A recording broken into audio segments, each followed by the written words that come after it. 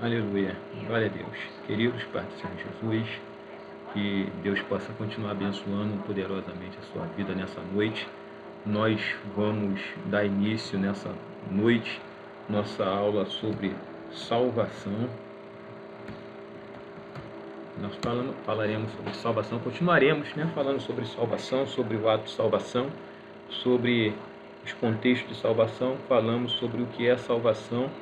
Já falamos com a igreja sobre o contexto de ser salvo, porque ser salvo, sobre o homem do pecado, a origem do pecado, e sabemos que se o homem pecou, logo precisa ser salvo. Se não pecasse, logo também não precisaria de ser salvo. Só precisamos de salvação porque pecamos. E então você vai ver que pecado necessita de salvação. Ou melhor, pecador. Pecador necessita de salvação. Logo, nós aprendemos um pouquinho sobre metanoia. Metanoia, regeneração. Regeneração não. Arrependimento. Metanoia, arrependimento.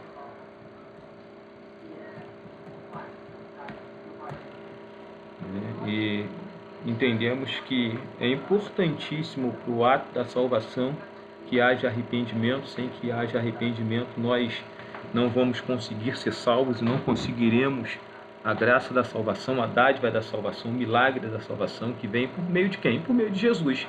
Então, todo esse processo que nós estamos mencionando até agora só é feito pelo Filho. O Filho, ele se encarna, ele desce à terra, ele habita entre nós para nos dar a oportunidade de novamente nos integrarmos à presença do Pai, de novamente nos integrarmos à presença do seu Pai, e de forma que possamos adorar o nome dele, de forma que possamos exaltar o nome dele, engrandecer o nome dele. Então, é importantíssimo que entendamos que a salvação é uma das matérias mais importantes dentro da teologia sistemática, e que vai tratar sobre a salvação do homem, e trazendo o homem à presença do Pai, à presença do Rei, fazendo com que o homem ele esteja com mais vantagem de adorar. Eu estou aumentando aqui a fonte para que você possa acompanhar a nossa aula de hoje. E hoje nós vamos falar de algo importante para isso acontecer, da nossa terceira aula falando sobre salvação. Embora nós não estejamos tendo as nossas aulas presenciais, e estou morrendo de saudade disso, pretendo colocar um quadro branco lá na nossa igreja, vai ficar show de bola, as nossas aulas, com bastante interação dos alunos, bastante interação dos irmãos, fazendo com que os irmãos busquem mais, aprendam mais. E é importantíssimo que nós aprendamos a palavra. Estou aqui com alguns materiais, e eu vou fazer o uso da Bíblia, de uma das Bíblias que nós temos aqui em PDF, que é a Bíblia Humann, ou Humann.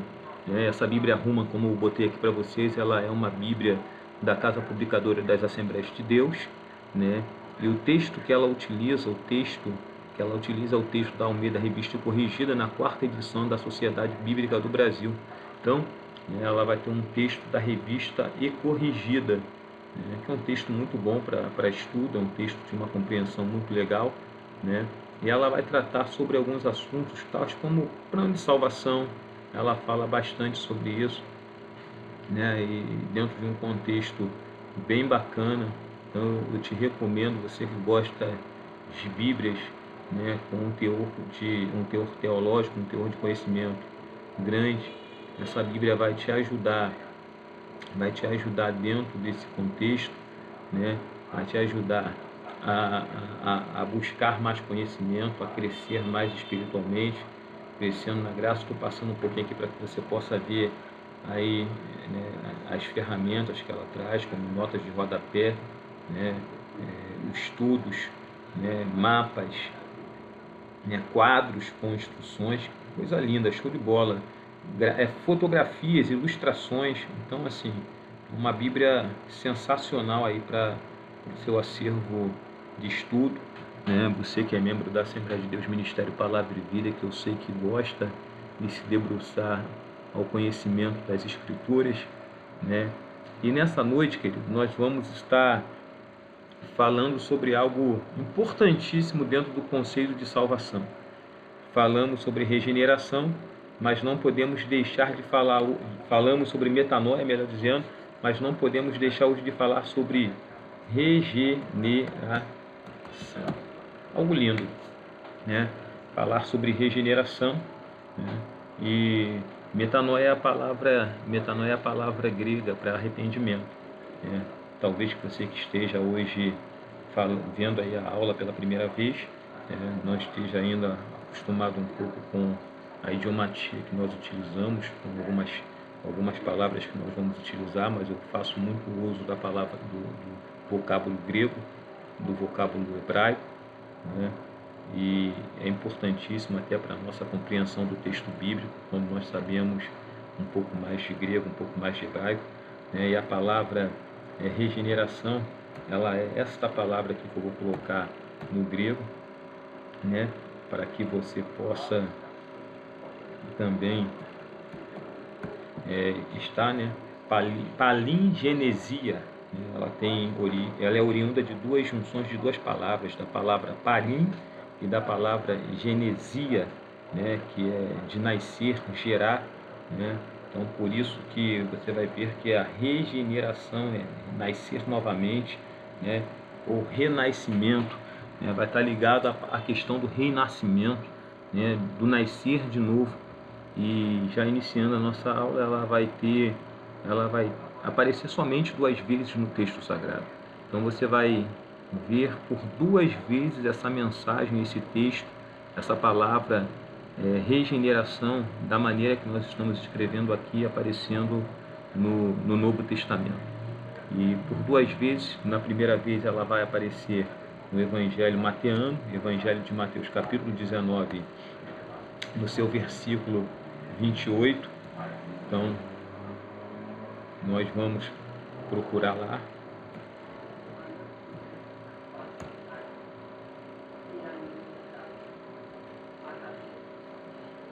Plano de salvação, tá vendo? Então, a gente já está até falando um pouquinho sobre salvação aqui, e não é nem o objetivo usar essa Bíblia, mas nós vamos usar como pano de fundo. Então, estou te mostrando aqui que é coisa linda. Ela vai falar sobre coisas bacanas aqui sobre salvação. Mas vamos lá em Mateus, né? Deixa eu procurar aqui logo, para que a gente ganhe tempo aqui.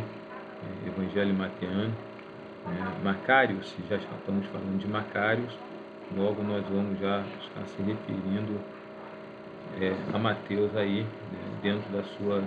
Mas para ganharmos tempo, eu estou com uma outra Bíblia aqui também, que eu faço uso, né, que é a Bíblia Chave Bíblica, né?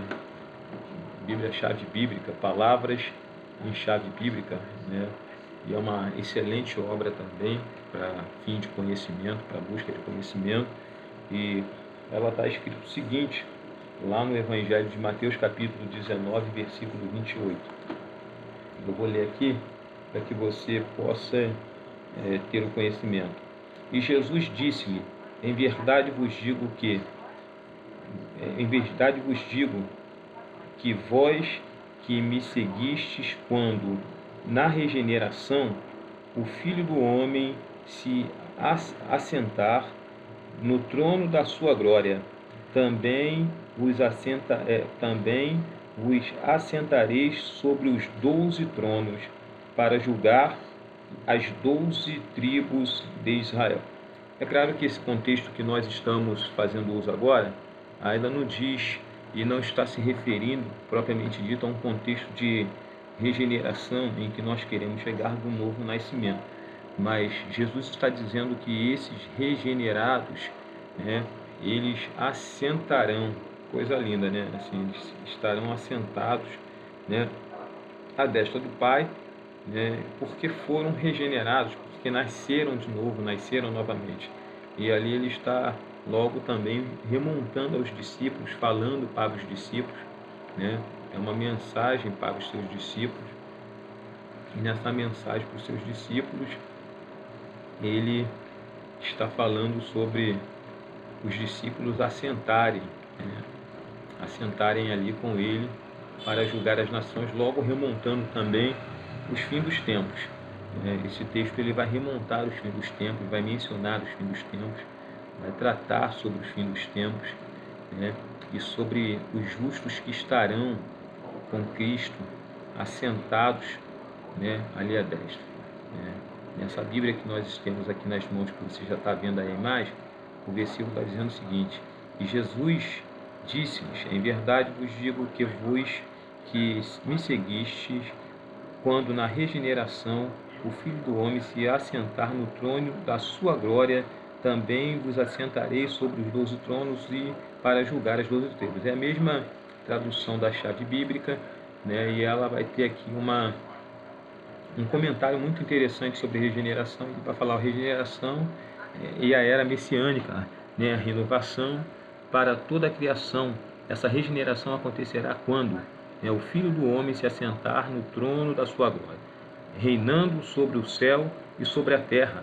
O reinado dos 12 discípulos sobre Israel demonstra que os discípulos de Jesus constituem um novo Israel, o povo escolhido de Deus, que se beneficiará do seu pacto com Abraão numa grande inversão divina, no qual os primeiros serão os derradeiros e os derradeiros serão os primeiros.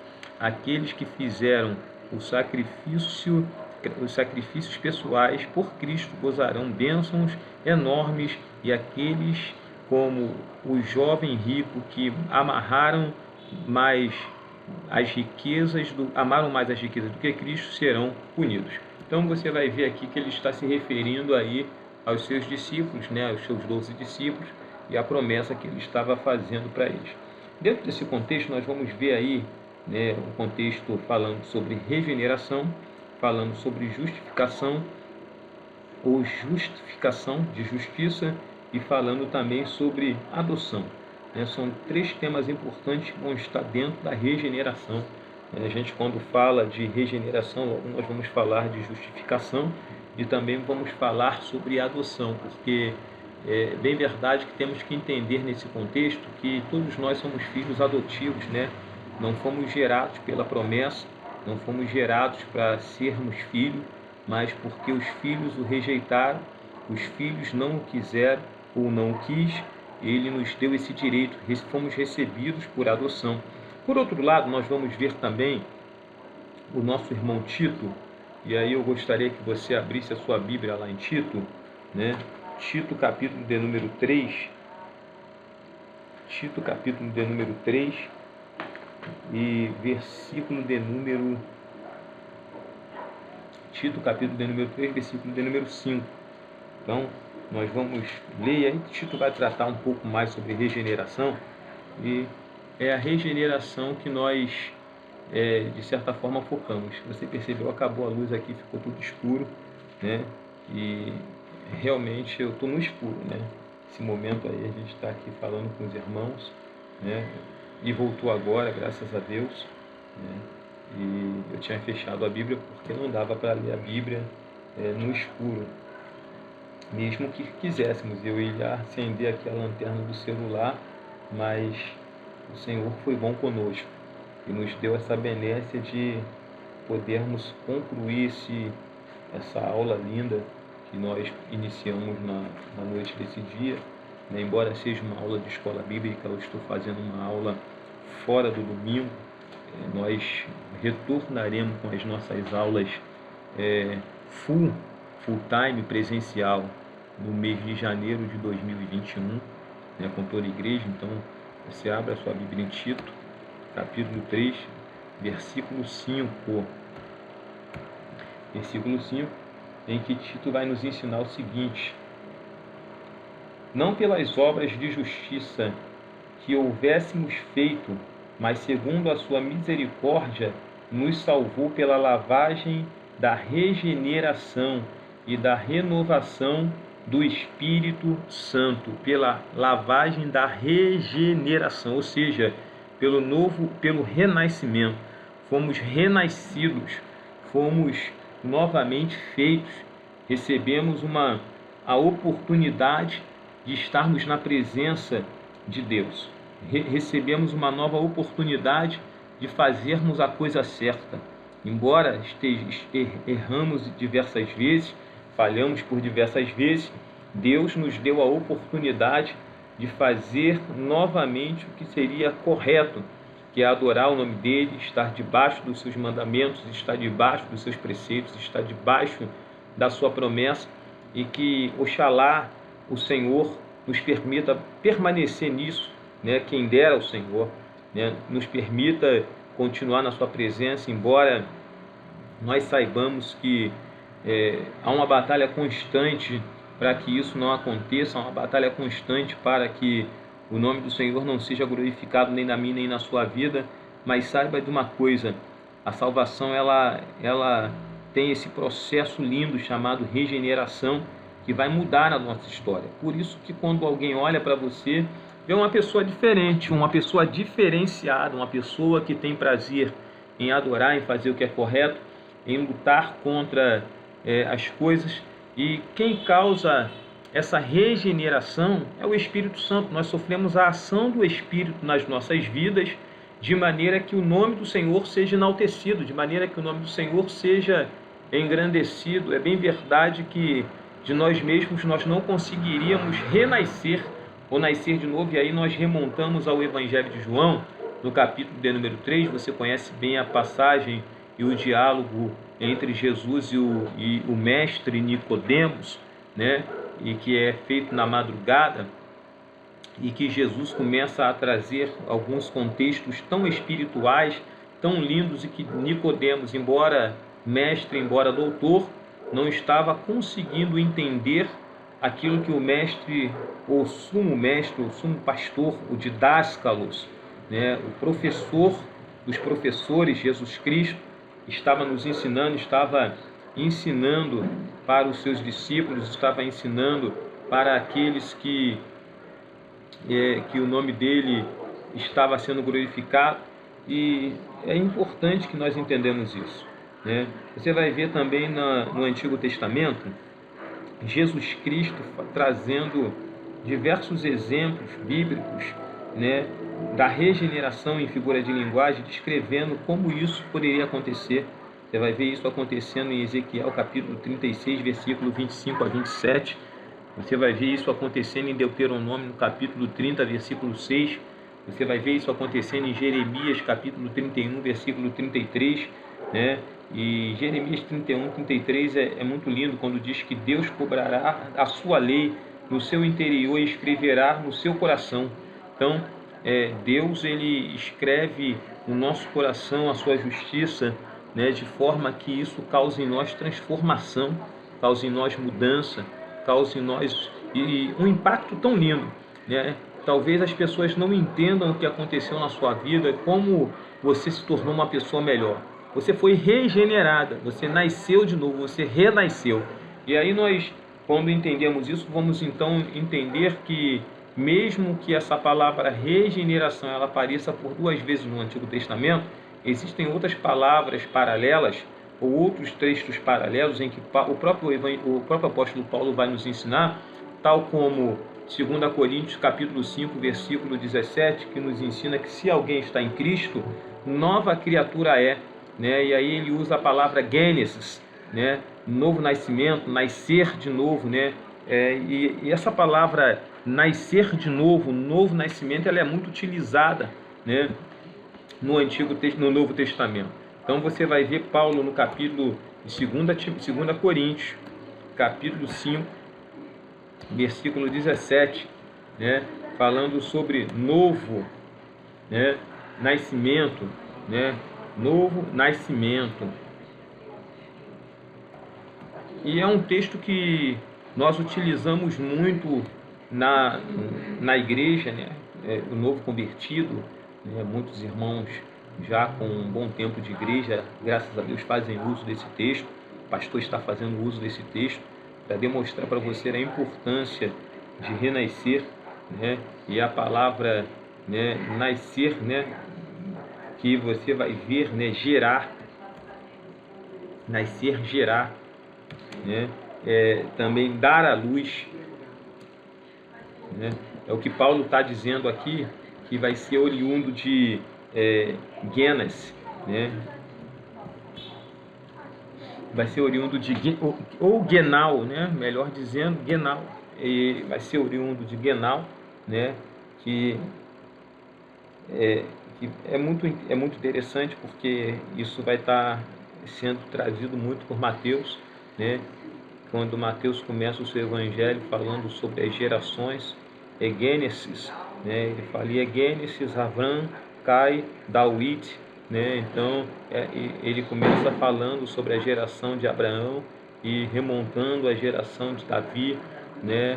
Então ele usa muito o termo Gênesis, né? O Gênesis, para trazer esta é a geração, né? E está falando sobre uma raiz, falando sobre quem deu a luz, né? Sobre de onde aquela pessoa veio. Então, quando nós utilizamos esse verbo, nós estamos falando de geração, de raiz, de dar a luz. Jesus utiliza muito também isso no Evangelho de João, Evangelho joanino, Evangelho de João, capítulo 3, versículo de número 3, né? Vamos ver, nós conseguimos encontrar aqui um pouquinho rápido, que aí a gente faz uso, eu até passei, ó. A gente faz uso aqui desse texto, que é muito lindo, né? É um texto bacana, né, de João, assim, e é importante que nós utilizemos, façamos uso, né? Deixa eu passar aqui para a gente correr aqui dentro dessa Bíblia linda. Você está vendo aqui que ela é uma Bíblia padrão. Você quer aprender textos bíblicos aí um pouco mais, assim, te aconselho, né, você comprar essa Bíblia aqui, né? O pastor tem bastante Bíblia também, e é importante que tenhamos aí um arsenal para busca do conhecimento, né? Para a busca daquilo que Deus tem nas nossas vidas. Eu estou chegando aqui já em João, no Evangelho joanino, né, onde nós vamos remontar, né, aquilo que eu estou falando aqui, né? Então, Evangelho de João, capítulo 3, versículo 3, você vai ver o seguinte texto bíblico, né? Evangelho de João, capítulo 3, versículo de número 3, diz assim: Jesus respondeu e disse: na verdade te digo que aquele que não nascer de novo não pode ver o reino de Deus. Basileus ton theos, ou ton theos, né? O reino de Deus. Então, o nascimento, a regeneração está diretamente ligada ao nosso acesso ao reino.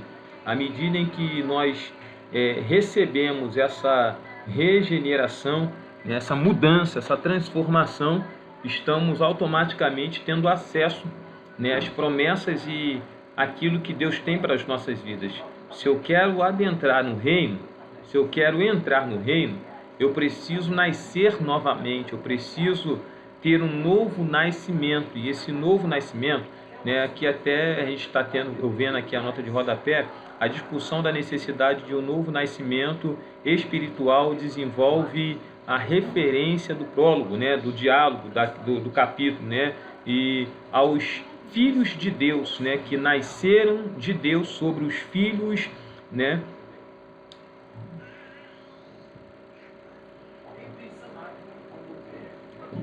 sobre os filhos de Deus, né? A expressão nascer da água e do Espírito provavelmente se refere ao nascimento do Espírito, que purifica do pecado e produz transformação espiritual. O reino de Deus é um tópico importante para os outros evangelhos, só será mencionado por João nos versículos 3 e 5 deste mesmo capítulo. Então é importantíssimo nós entendermos que o novo nascimento está totalmente ligado, como eu acabei de falar anteriormente e li aqui para os senhores, né, ao nosso acesso ao reino, né? Então a regeneração é uma coisa importantíssima para todos aqueles que querem acessar o reino, que querem adentrar o reino. Uma outra pessoa que vai remontar esse novo nascimento, que vai tratar da importância do novo nascimento, é o apóstolo Pedro, na sua carta, né, ou epístola, né, primeira epístola de Pedro, primeira PE, né, primeira de Pedro, não é isso? Primeira PE, capítulo de número 1, né? Paulo, no capítulo de número 1, versículo 2, Paulo vai remontar, Pedro, melhor dizendo, desculpe, irmãos, Pedro vai remontar a eleição, né? Pedro vai remontar o cenário da eleição e Pedro vai remontar o cenário da justificação, se não me falha a memória. Pedro vai remontar presciência, né? Pedro vai remontar a eleição segundo a presciência, mas no capítulo de número 1, versículo 3, Pedro vai dar ênfase ao novo nascimento, né? E ao novo nascimento, e é o que nós vamos ler.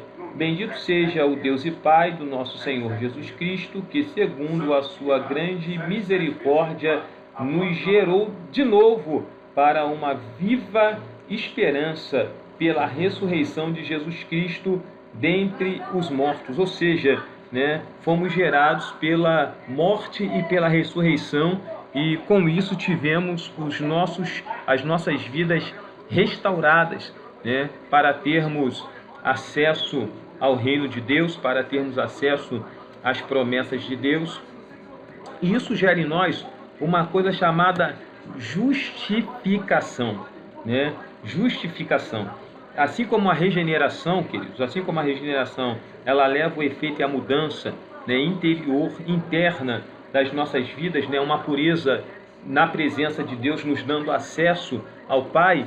A justificação é importantíssima para todo cristão, para todo aquele que adora, para todo aquele que serve, para todo aquele que engrandece ao Senhor. É importantíssimo entender que a regeneração faz com que nasçamos de novo, mas entenda que todos nós pecamos. Paulo ele vai falar sobre isso, que todos nós pecamos e fomos excluídos, fomos destituídos, né? Fomos retirados da presença do Pai, da doxa, da glória de Deus, né? Mas por meio da justificação, né, e o termo justificação vai referir-se ao ato mediante o qual, com base na obra infinita, justa e satisfatória de Cristo na cruz, Deus declara os pecadores considerando-os livres de toda a culpa do pecado e de suas consequências eternas, declarando-os plenamente justos aos seus olhos. Ou seja, que coisa linda, né? Isso é lindo, porque nenhum de nós teríamos condições de pagar a nossa dívida perante a Deus.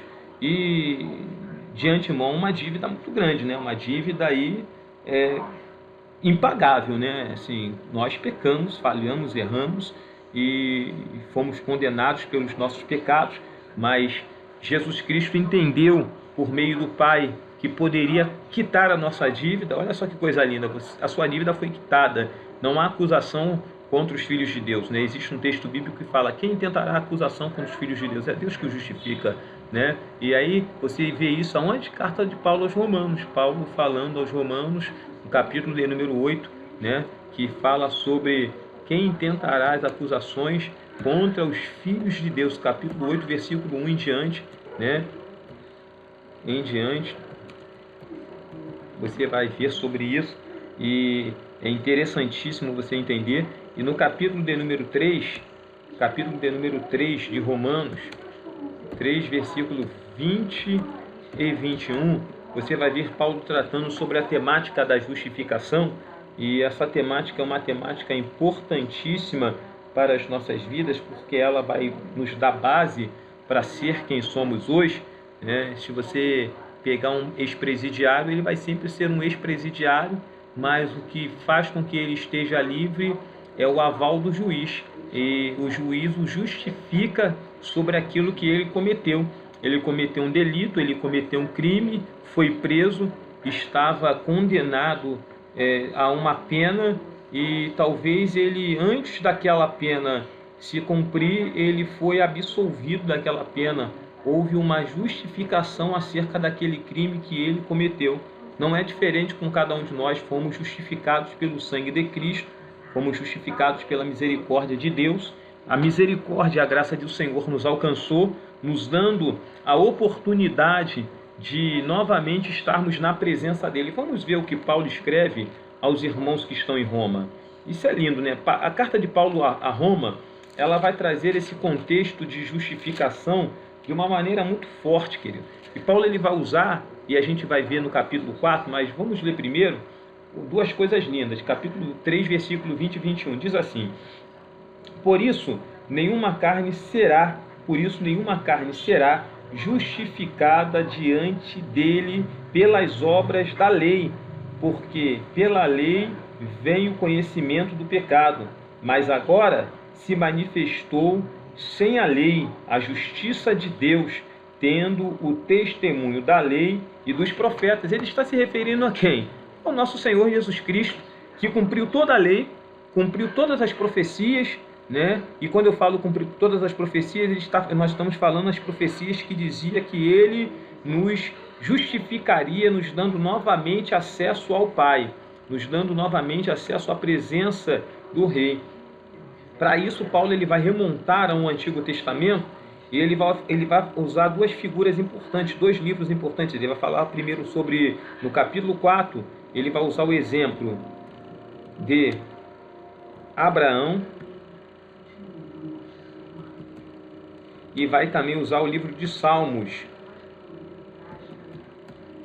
capítulo 32, Salmos 32, versículo 2, para referenciar a salvação no Antigo, a salvação ou a justificação no Antigo Testamento, né? E isso é muito lindo, porque essa referência que ele usa de Abraão está lá em Gênesis 15, versículo 6. Gênesis 15, versículo de número 6. Se você tiver com a tua Bíblia aí, depois pega, pausa aqui esse vídeo, vai lá, leia, né? E ele vai falar que Abraão creu, né, no Senhor, né? Abraão creu no Senhor, e isso foi imputado por justiça, né? Por justiça. E se você for ver, ele creu antes de obedecer, né? Alguns autores vão até falar sobre isso, sobre a crença de Abraão antes de obedecer. Por que nós falamos que ele crer, querido, antes de obedecer? Porque no capítulo 22, capítulo 20, 22 do livro de Gênesis, você vai ver a perícope, né, remontando a Deus pedindo a Abraão o seu filho, o seu Isaac, o seu sacrifício. E capítulo 22, versículo de número 3, você vai ver Abraão peregrinando no deserto, indo a Moriá, onde ele sacrificaria o menino, ou, né, supostamente faria o sacrifício do menino por ordenância de Deus, e chegando no local onde ele faria o sacrifício, ele faz toda a liturgia para o sacrifício, ele monta o holocausto, ele prepara o cutelo, e ele faz tudo, e o menino ele faz aquele questionamento falando que estava tudo pronto, mas aonde estava o cordeiro? E Abraão ele dá aquela resposta conhecida da gente, que Deus proveria para ele o sacrifício. Logo à frente você vai ver o menino amarrado e Abraão pronto para executar o sacrifício humano, e Deus e sem questionar, e Deus naquele momento dá um brado e ele para, e logo ele vai ver o cordeiro que substituiria o menino. O interessante desse texto é o que nós estamos vendo aqui, né? Duas vezes na Bíblia você vai ver isso acontecendo. Você vai ver no livro de Gênesis, quando o homem peca, o homem cai, o Deus e o homem está nu. Deus ele faz o seguinte: Deus ele mata o cordeiro e ele pega as vestes do cordeiro e veste o homem, né? E não mata um homem para poder cobrir um outro homem. Agora você vai ver em Gênesis novamente capítulo 22, versículo de número 3, 4 em diante, o menino sendo substituído pelo cordeiro, apontando para quem? Apontando para Cristo, apontando para Cristo. Quando você vê agora o próprio Cristo na cruz do Calvário padecendo, o Pai não faz isso, o Pai permite o Filho morrer para que eu e você tivesse vida. Deus podia trocar a vida de Cristo por um cordeiro, mas Deus estava dando o próprio Filho para que eu e você fôssemos justificados. A morte do Filho causa em nós justificação, a morte do Filho causa em nós mudança, a morte do Filho nos dá acesso às promessas do Pai, a morte do Filho mostra o quanto somos preciosos, mesmo errando, mesmo falhando, mesmo pecando. Você saiba de uma coisa, não importa a sua situação, você é precioso para o Pai. O Pai te escolheu, o Pai olhou para você, o Pai viu em você algo muito lindo, viu em você potencial. Queridos, na próxima lição nós falaremos sobre a adoção. Falta ainda falarmos sobre a adoção. Hoje nós falamos sobre a regeneração, nós falamos sobre a justificação, mas é importantíssimo que nós falemos sobre a adoção que o Pai ele faz conosco, E isso aí é importantíssimo, para que o Pai faça em nós a sua obra, A sua obra de Caio, justificação, de Caio, Então, a palavra de Caio no grego, justificação, e nós vemos alguns textos, poderíamos ver outros como Gálatas 5:4, poderíamos ver outros como Gálatas 3:10, poderíamos ver outros como Romanos 3:24, poderíamos ver outros como Romanos 5:19, poderíamos ainda ir adiante falando sobre Romanos 3:26 a 30, E textos que vão tratar sobre a justificação, Gálatas 2:16. Então, anotem esses versículos que eu estou mencionando para você e comece a meditar. 2 Coríntios capítulo 5, versículo 19. Então, a justificação, ela foi feita por você. Tito 3:7, para fecharmos, Vamos fechar essa mensagem com Tito 3:7, E leia lá, Charles Wesley, ele escreveu algo lindo. E eu gostaria de fechar também com o que Charles Wesley escreve. E aí nós vamos ler para você. Não temo agora a condenação, sou do Senhor e Ele é meu, vivo em Jesus, minha salvação, vestido da justiça que vem de Deus. Saiba de uma coisa, você não está mais só, você está em Cristo. E em Cristo você é mais do que vencedor. Querido, que Deus te abençoe nessa noite, nesse dia, nesse momento em que você estiver assistindo essa aula, que possa enriquecer a sua vida, o seu ministério, a sua casa, a sua família, E certamente faremos ainda outros vídeos falando sobre a adoção, que é algo lindo, e depois sobre a perseverança dentro do contexto de salvação. Ainda estamos estudando salvação para chegarmos àquilo que Deus tem para as nossas vidas, E eu gosto muito de uma frase do hebraico que é leritraot.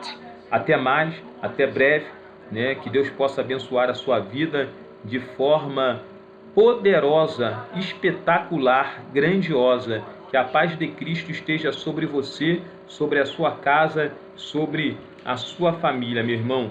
Forte abraço em nome de Jesus.